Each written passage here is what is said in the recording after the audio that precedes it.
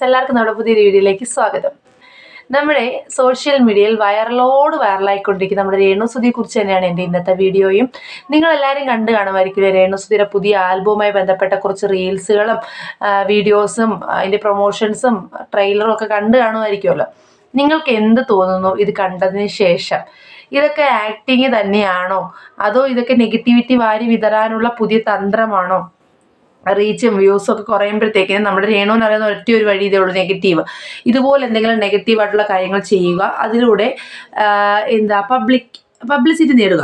അത് negative publicity മതി ആശാട്ടിക്ക്. എന്ന് വെച്ചാൽ ഓൾറെഡി നെഗറ്റീവ് ആണല്ലോ, പിന്നെ ഇനി അത് മാറ്റാനൊന്നും പോകുന്നില്ല, എനിക്ക് കുഴപ്പമൊന്നുമില്ല, എൻ്റെ തൊഴിൽ രജിസ്റ്റേർഡ് ആണെന്നുള്ള രീതിയിലാണ് നമ്മുടെ രേണുസുധി നിൽക്കുന്നത്.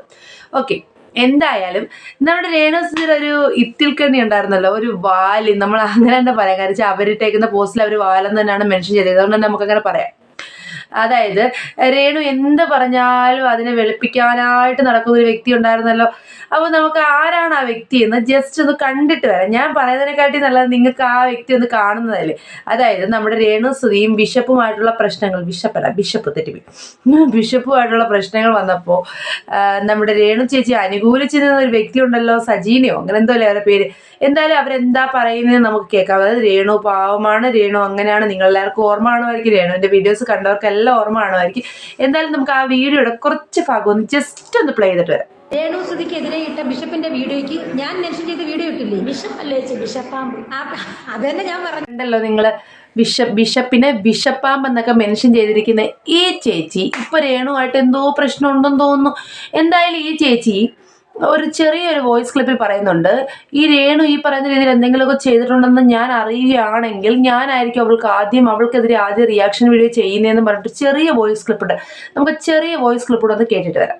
അങ്ങനെ ഉള്ളതാണെന്ന് വ്യക്തമായി എന്തെങ്കിലും ഒരു തെളിവ് വന്നാൽ ആദ്യം അവൾക്കെതിരെ റിയാക്ഷൻ വീഡിയോ ഇടുന്നത് ഞാനായിരിക്കും. നിനക്ക് എന്നെ അറിഞ്ഞുകൂടാത്തത് കൊണ്ട് എന്ന രീതിക്ക് അവളെക്കുറിച്ച് എന്തെങ്കിലും മോശമായതോ അങ്ങനെ ഉള്ളതാണെന്ന് വ്യക്തമായി എന്തെങ്കിലും ഒരു തെളിവ് വന്നാൽ ആദ്യം അവൾക്കെതിരെ റിയാക്ഷൻ വീഡിയോ ഇടുന്നത് ഞാൻ. ഇനിയാണ് നമുക്ക് വിഷയത്തിലേക്ക് കിടക്കാം. നമ്മുടെ രേണു ചേച്ചിയുടെ പുതിയ ആൽബം മന്ദാരം കഴിഞ്ഞിട്ട് പുതിയ ഒരെണ്ണം കള്ളുഷാപ്പോ, അങ്ങനെ ഇത് കള്ളുഷാപ്പും കള്ളും അങ്ങനെ എന്തോ ഒരു പുതിയ ആൽബം. ആശാട്ടിക്ക് ചേരുന്ന കറക്റ്റ് ആപ്റ്റായിട്ടുള്ള വീഡിയോസ് തന്നെയാണ്, ഷോർട്സിലൊക്കെ തന്നെയാണ് കേട്ടോ ചെയ്യുന്നത്. എന്തായാലും അതിൽ വരുന്ന കുറച്ച് റീലുകൾ, അതായത് ഈ നമ്മളെ റെസ്റ്റ് ടൈമിലാണല്ലോ ഈ ആക്ട്രസ്സൊക്കെ റീലുകളൊക്കെ ചെയ്യാറുള്ളൂ. നമ്മൾ സീരിയൽ ആർട്ടിസ്റ്റുകളൊക്കെ ചെയ്ത് നമ്മൾ കണ്ടിട്ടുണ്ടല്ലോ. അതൊക്കെ കണ്ടിട്ടായിരിക്കണം രേണു ചേച്ചി ഇത്തരത്തിലുള്ള കോപ്രായങ്ങൾ കാണിച്ചിറങ്ങിയത്. എന്തായാലും രേണു ചേച്ചി ചെയ്യുന്ന ചെറിയൊരു വീഡിയോയുടെ ക്ലിപ്പിംഗ് ചെറുതായിട്ടൊന്ന് കണ്ടിട്ട് വരാം.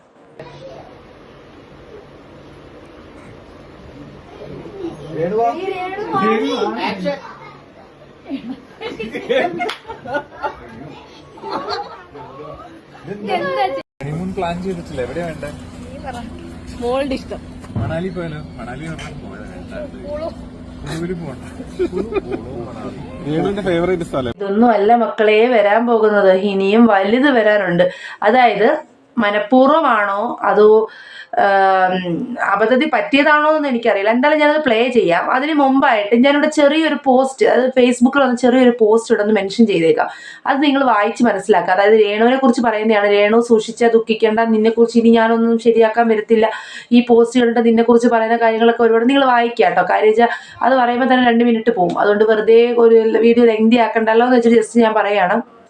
ഇതിൽ ഈ സജീന എന്ന് പറയുന്നതിൽ വന്നൊരു പോസ്റ്റാണ്. പറയുന്നത് ഇത്രയേ ഉള്ളൂ, ഞാൻ ഇനി രേണുവിനെ അനുകൂലിക്കില്ല എന്ന് ഡയറക്റ്റ്ലി അല്ലാതെ ഇൻഡയറക്റ്റ് ആയിട്ട് പറയുകയാണ്. അതായത് രേണുവിനെ കുറിച്ച് ഇത്രയും മോശം കാര്യങ്ങൾ വന്നിട്ടുണ്ട്, അപ്പോൾ ഈ കാര്യങ്ങൾ വന്നതിൽ ഞാൻ ഖേദിക്കുന്നു, ഇനി ഞാനില്ല, നീ സൂക്ഷിച്ചാൽ നീ ദുഃഖിക്കേണ്ട എന്നൊക്കെ പറയും. കാര്യം വെച്ചാൽ ഇവരെ വിചാരം ഇത് പാവം രേണു ചേച്ചി അറിയാതെ പറ്റിയതാണോ, ഇനി രേണുവിന് ഞാനൊന്ന് എന്താ പറയുന്നത് ഒന്ന് ഉപദേശിച്ച രേണു നന്നാവും എന്നുള്ള രീതിയിലാണെങ്കിൽ അവിടെ വെറുതെയാണ് കേട്ടോ. നിങ്ങൾക്ക് രേണുവിനെ അനുകൂലിച്ചുള്ള റീച്ച് കുറഞ്ഞോ? അതുകൊണ്ടാണോ ഇനി പ്രതികൂലിച്ച് റീച്ചിന് വേണ്ടിയിട്ട് ഇങ്ങനെയുള്ള കാര്യങ്ങൾ ചെയ്യുന്നത്? നിങ്ങൾക്ക് മനസ്സിലായോ? രേണുവിനെ പ്രതികൂലിച്ചാൽ മാത്രമേ റീച്ച് കിട്ടത്തുള്ളൂ, അതുകൊണ്ടാണോ നിങ്ങൾ ചെയ്യുന്നത്? എന്തായാലും ഇതിൽ വീഡിയോ എന്ന് പറയുന്ന വീഡിയോ നമുക്കത് കണ്ടാലോ? ഇത് അറിയാതെ സംഭവിച്ചതാണോ അതോ മനഃപൂർവ്വം ഇവർ ഈ വീഡിയോയ്ക്ക് നമ്മൾ പ്രൊമോഷന് വേണ്ടി ചില സിനിമയ്ക്ക് സീരിയലിനൊക്കെ നമ്മൾ പ്രൊമോഷന് വേണ്ടിയിട്ട് ഇല്ലാത്ത കാര്യങ്ങളൊക്കെ ഉണ്ടായി കാണിക്കില്ല. ഇനി അതിന് വേണ്ടി ചെയ്തതാണോ എന്നൊന്നും എനിക്കറിയില്ല. എന്തായാലും അതിൻ്റെ ചെറിയൊരു ക്ലിപ്പിംഗ് അവൾ കാണാൻ കേട്ടോ. കുട്ടികളൊന്നും കാണരുത്, കാര്യം വളരെ മോശമാണ്. കാര്യം ഇതൊന്നും രേണുവിന് വലിയ സംഭവമൊന്നുമല്ല. കാര്യം എന്താണെന്ന് വെച്ച് കഴിഞ്ഞാൽ ഇതിനപ്പുറത്തുള്ള സീറ്റ് ബെൽറ്റ് വരെ കാണിച്ചു കിടക്കുന്ന ആളാണ്. അവരെ പ്രത്യേകിച്ച് ഇത് രേണുവിന് മോശമുള്ള കാര്യങ്ങളല്ല. എന്നാലും കുട്ടികളൊന്നും കാണേണ്ടതൊക്കെ നല്ല കാര്യങ്ങളാണെന്ന് വിചാരിക്കില്ലേ. സത്യം പറയും, ഈ അഭിനയ രംഗത്തേക്ക് പോകാനായിട്ട് ഇരിക്കുന്ന കുഞ്ഞുങ്ങളൊക്കെ കാണുമായിരിക്കില്ലേ ഒരുപാട്. ഇപ്പം എൻ്റെ കുഞ്ഞൊക്കെ ഡാൻസ് കളിക്കും, ഞാനൊക്കെ കളിക്കും, ഇതിലൊക്കെ ചെറിയ ചെറിയ എന്താ ഡാൻസിന് ചെറിയ ചെറിയ പ്രോഗ്രാമൊക്കെ കിട്ടി നല്ലതായിരിക്കും. പക്ഷേ ഇതൊക്കെ കണ്ടിട്ടുണ്ടല്ലോ, ഇതിൻ്റെ പിന്നാമ്പുറങ്ങളൊക്കെ എന്തായിരിക്കും എന്ന് ആലോചിച്ചിട്ട് അതിന് വളരെയധികം ഖേദം തോന്നുന്നു. അതുപോലെ ഇതൊക്കെ കാണിക്കുന്ന രേണുവിനോട് പരമ പുച്ഛം, അതായത് രേണുവിനെ കാണാൻ വേണ്ടി ഓടിക്കൂടുന്ന ആളുകളുണ്ടല്ലോ, അവരെ ഓർത്ത് അതിലേറെ പുച്ഛം തോന്നുന്നു. എന്തായാലും ആ വീഡിയോ നിങ്ങളൊന്ന് കാണുക കേട്ടോ.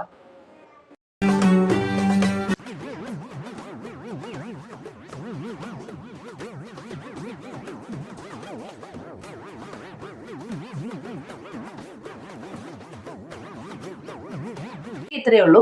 ഇത് കണ്ടിട്ട് നിങ്ങൾക്ക് എന്ത് തോന്നുന്നു? ഇത് നാച്ചുറലായിട്ട് അവർ നമ്മളെ പറ്റിക്കാൻ വേണ്ടിയിട്ട് അവർ ചെയ്ത പരിപാടിയാണോ, അതോ അല്ലാതെ നാച്ചുറലി സംഭവിച്ചു പോയൊരു കാര്യമാണോ, അതോ ഇതിൻ്റെ പ്രൊമോഷനും ഇതിൻ്റെ ട്രെയിലറും ഒക്കെ ആയിട്ട് ബന്ധപ്പെട്ട് ഇവരിങ്ങനെ ചെയ്തതാണോ, അത് ഇതിനകത്ത് എന്തൊക്കെയോ ഉണ്ട് എന്ന് കാണാൻ വേണ്ടിയിട്ട് ആളുകളെ ആകർഷിക്കാൻ വേണ്ടിയിട്ട് ഇട്ടൊരു ചൂണ്ടക്കുളത്താണോ എന്നൊന്നും എനിക്കറിയില്ല. എന്തായാലും വളരെ മോശമായിട്ടുള്ള കാര്യങ്ങൾ തന്നെയാണ്. രേണുവിന് ഇതൊന്നും ബാധകമല്ലെന്ന് മനസ്സിലായി.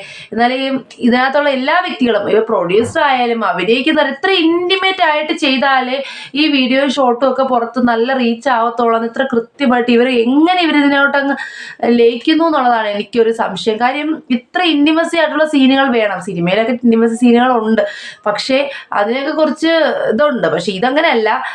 ഏത് ചെയ്യാനും എന്ത് ചെയ്യാനും ഞാൻ റെഡിയാണ്. എനിക്ക് അങ്ങനെയുള്ള പ്രശ്നങ്ങൾ ഞാൻ നേരത്തെ പറഞ്ഞില്ല, എൻ്റെ തൊഴിൽ രജിസ്റ്റേർഡ് ആണ്, ഇതൊന്നും എന്നെ ബാധിക്കുന്ന കാര്യങ്ങളല്ല എന്ന് പറഞ്ഞുകൊണ്ടാണ് രേണു നടക്കുന്നത്.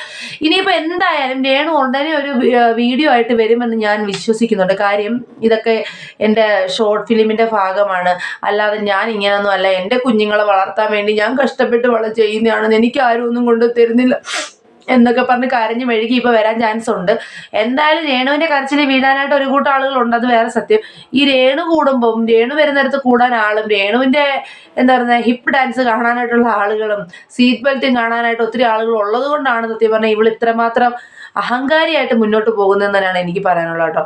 എന്തായാലും രേണുവിനൊരു മാറ്റം ഉണ്ടാകുമെന്ന് എനിക്ക് തോന്നുന്നില്ല. നമ്മൾ വീണ്ടും വീണ്ടും ഉപദേശിക്കുക, കാര്യങ്ങൾ പറയുക, എന്തെല്ലാം കാര്യങ്ങൾ പറഞ്ഞു, മക്കളുടെ കാര്യങ്ങളൊക്കെ പറഞ്ഞിട്ടുണ്ട്. ഇതിപ്പോൾ എൻ്റെ വീഡിയോ ഒന്നും കാണാൻ ചാൻസ് ഇല്ല. എന്തായാലും കണ്ടിട്ടുള്ളവരുടെ കാര്യം വെച്ച് പറയുകയാണ്. ഒരുപാട് റിയാക്ഷൻ വ്ളോഗേഴ്സ് ഈ വീഡിയോസ് എടുത്ത് റിയാക്ട് ചെയ്യുന്നുണ്ട്. അവരൊക്കെ ഒരുപാട് കാര്യങ്ങൾ പറയുന്നുണ്ട്. നിങ്ങൾക്ക് 2 കുട്ടികളുണ്ട്, അവർ കാണുന്നുണ്ട്, ഫാമിലി ഉണ്ട്, അവർ കാണും. അങ്ങനൊന്നും യാതൊരുവിധ പ്രശ്നങ്ങളും രേണുവിനില്ല. പക്ഷെ ഈ കൂടെ അഭിനയിക്കുന്ന ആളുകളും കൂടി മനസ്സിലാക്കാൻ, നിങ്ങൾ ഇവളെ വെച്ച്, അതായത് നെഗറ്റിവിറ്റി വെച്ച് റീച്ചാക്കാൻ നോക്കുമ്പോൾ നിങ്ങളെയും ആളുകൾ ആ കണ്ണുകൾ കൊണ്ട് കാണും.